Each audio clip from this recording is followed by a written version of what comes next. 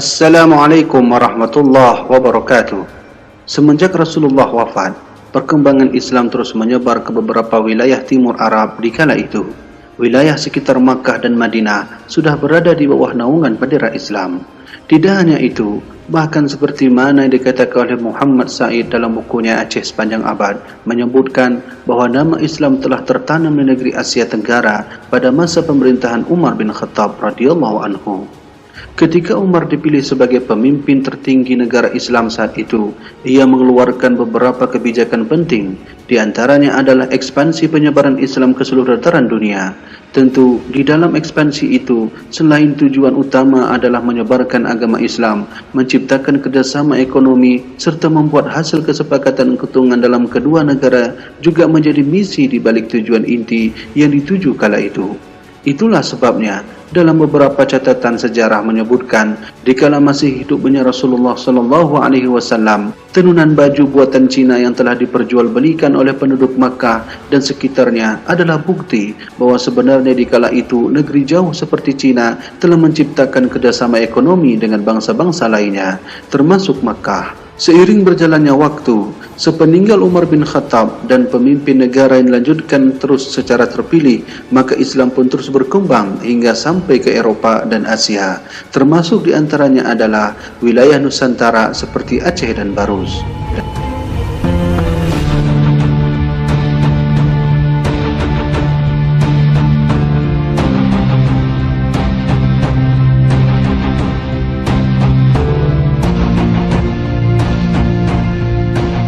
Dan tahukah anda bahawa ketika penyebaran Islam terus melaju, faktanya dahulu negeri ini pernah didatangi oleh beberapa sahabat Nabi Muhammad SAW yang mulia. Bahkan mereka pernah beristirahat untuk beberapa saat di negeri kita. Siapakah nama sahabat-sahabat itu? Simak penjelasannya sebagai berikut.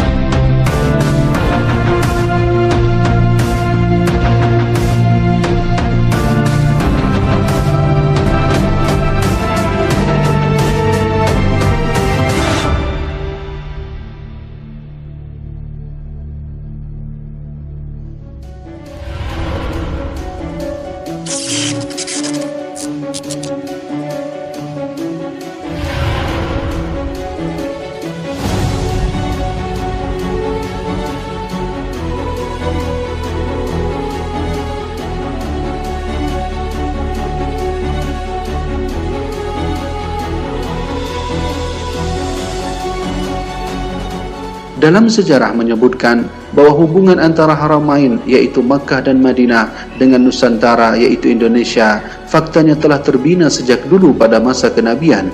Sebelum berkembang pesatnya penyebaran Islam ini, pada dasarnya Rasulullah SAW di masanya pun telah memulai misi penyebaran Islam pertama kali ke negeri Habasyah yaitu Ethiopia.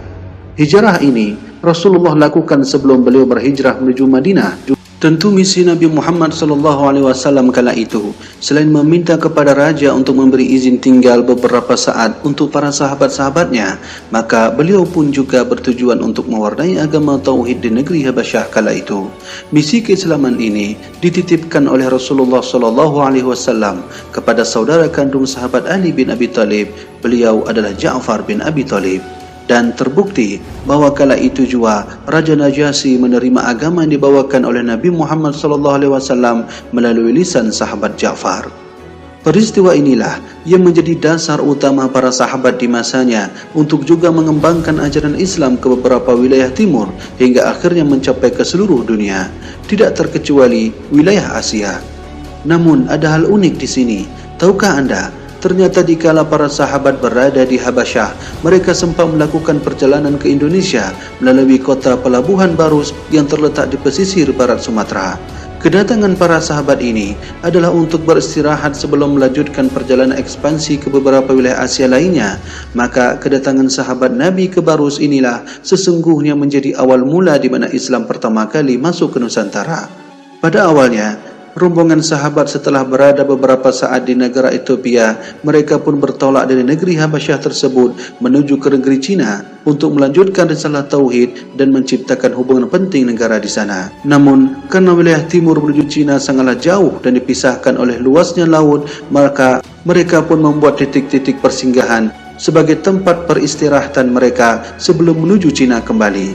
Maka ketika itulah wilayah Nusantara menjadi salah satu titik persinggahan itu, dan ketika melakukan perjalanan menuju Cina, para sahabat menjadikan titik tepat untuk perserahan tersebut berada di kota Perlak, yang kala itu terdapat sebuah kerajaan dengan pimpinan bernama Merah Silu, atau nama setelah ia masuk Islam adalah Raja Malikus Soleh.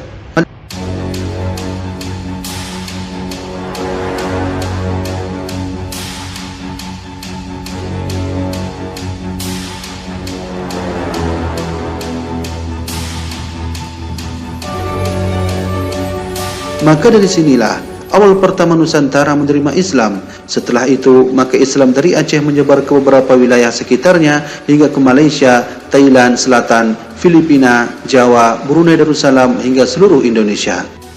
Dalam catatan Habib Bahruddin Azmat Khan yang bernama Qissatud Da'wah fi Arahbiliyah tahun 1929 menyebutkan bahwa di Barus kala itu pernah disinggahi oleh kunjungan para sahabat Nabi Muhammad SAW. Ada riwayat menyebutkan bahwa kala itu salah satu sahabat dari kunjungan tersebut bernama Abdurrahman bin Mu'az bin Jabal dan putranya Mahmud dan Ismail. Mereka berdakwah dan wafat dimakamkan di Barus sekitar tahun 625 Masehi atau bertetapan 10 tahun setelah hijrah pertama rombongan Nabi ke Habasyah pada tahun 615 Masehi.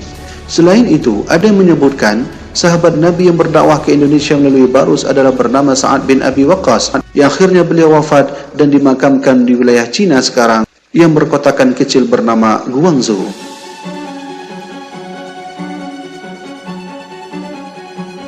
Selain itu, ada yang menyebut bahawa salah satu makam sahabat Rasulullah masih ada sampai sekarang di Barus. Dulunya, Barus masuk dalam kawasan kerajaan Perlak, iaitu Aceh.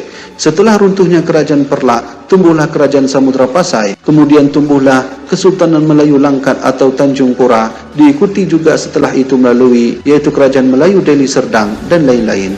Lalu setelah itu, Barus meluas masuk ke kawasan Sumatera, dan dahulu namanya masih Sumatera Timur.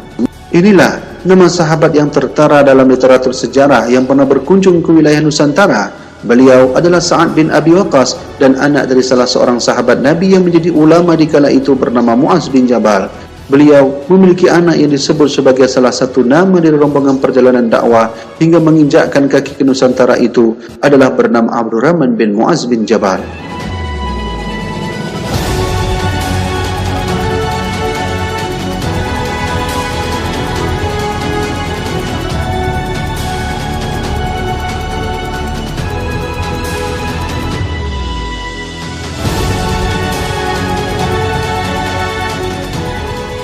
Sekarang, pertanyaannya adalah, mengapa banyak orang yang tidak mempercayai sejarah ini dan kenapa sejarah ini tidak terungkap? Jawabannya, karena memang sejarah ini dikubur paling dalam oleh mereka orientalis yang tidak menyukai Islam kembali berjaya. Salah satu senjata menghambat perkembangan Islam adalah menutup sejarahnya secara permanen, karena dengan menutup sejarah Islam dan menciptakan kelalaian pada umat Islam itu sendiri, maka secara perlahan kekuatan Islam akan melemah dan tidak berdaya seperti mana dahulu kala. Demikianlah yang pernah ditulis dalam sebuah artikel oleh salah seorang orientalis ternama dari Yahudi bernama Musedeyan. Ia pernah berkata, Islam kini melemah karena beberapa hal. Umat Islam tak pernah belajar dari sejarahnya masa lampau. Selain itu, umat Islam juga tak pernah merancang segala sesuatu dalam bertindak dengan ketelitian. Dan terakhir, umat Islam melemah karena di dalamnya terdiri daripada orang-orang yang malas membaca. Ketika artikel simpulan ini diprotes oleh beberapa kalangan teman-temannya Musedeyan karena takut diketahui oleh umat Islam, maka ia pun menjawab, umat Islam tidak akan tahu apa yang aku tulis ini karena mereka pun tidak akan mau tahu. Semoga penjelasan ini bermanfaat bagi kita semua. Wallahu a'lam bishawab. Wassalamualaikum warahmatullahi wabarakatuh.